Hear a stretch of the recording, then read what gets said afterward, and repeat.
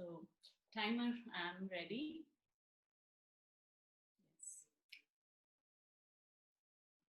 Ouch.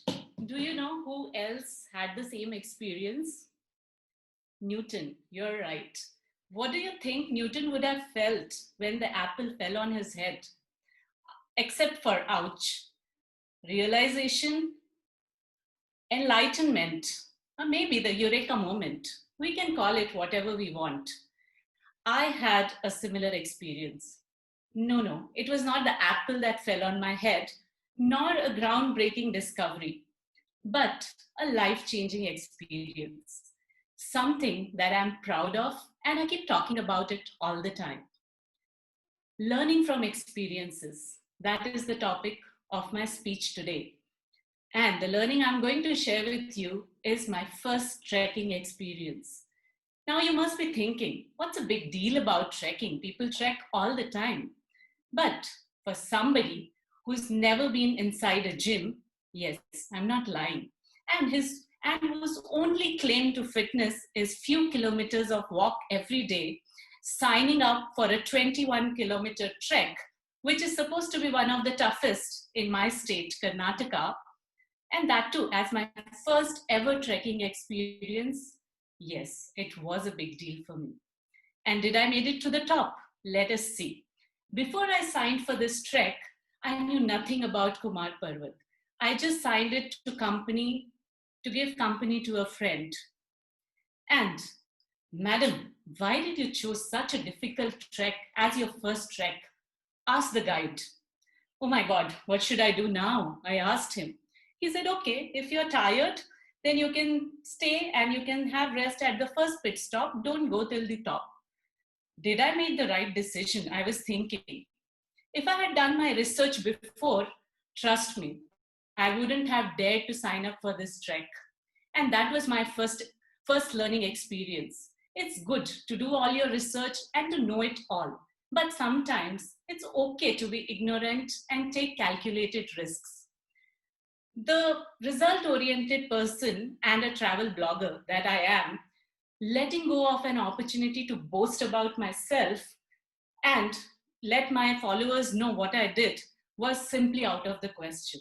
No matter what, I have to complete this trek. I knew it. After all, I didn't want to share the story of my failure with my followers. Finally, the journey started, and I knew what it is going to be like. I was panting. I couldn't breathe. I felt that my lungs would burst. Tell me, what will you do if you see a snake coming close to you? Maybe you will run or you will hide somewhere. But what did I do? I was so tired that I couldn't move. I just froze. Yes, that's true. Well, after the struggle of 7 kilometers, we reached our first pit stop. We laid our tent, we had food in one of the most humblest of huts. The simple food that I had, and the night that we spent in a tent in the middle of nowhere are the most beautiful experiences of my life. And that's the second learning that I have.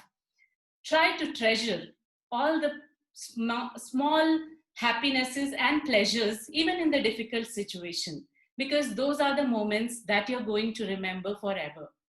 Next morning started at 3 a.m. The target was to reach to the summit and come back all the way to the finishing line before the sunset. Surprisingly, this time I was much at ease. With the steep climb, with the slippery rocks, with the strong wind, with the rain that was making it all the more difficult, and of course, our friends, the leeches. I started to look around and enjoy the beauty of nature.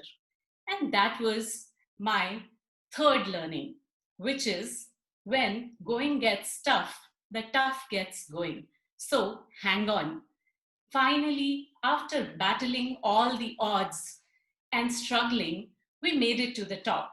I was so happy. I was on cloud nine. I can't express my happiness and that eureka moments in words. The high that comes with the accomplishment of a strong task, of a hard task, is something which cannot be matched with anything else.